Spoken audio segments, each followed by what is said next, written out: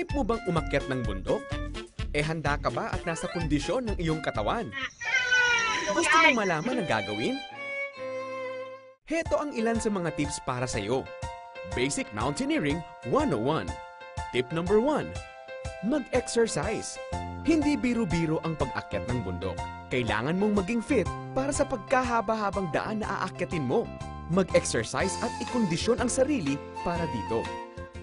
Tip number 2. Alamin ang pupuntahan. Huwag basta-basta susugod. Tingnan muna kung ang bundok na pupuntahan mo ay mababa lang o mataas. Kumuha ng topographical map o trail guide at alamin ang haba ng pag-akyat, kung gaano katarik ang daraanan, saan makakakuha ng malinis na tubig at iba pa. Tip number 3. Magdala ng tamang kagamitan. Bundok ang pupuntahan mo at hindi airport. Kaya't dapat lamang nadalhin ang mga sumusunod para hindi ka mangapa pag-akyat.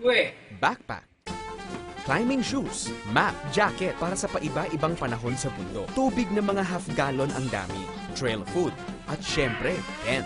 Pag naihanda mo na ang mga ito, game na game ka nang umakyat. May kasabihan nga sa pag-akyat ng bundok, take nothing but pictures.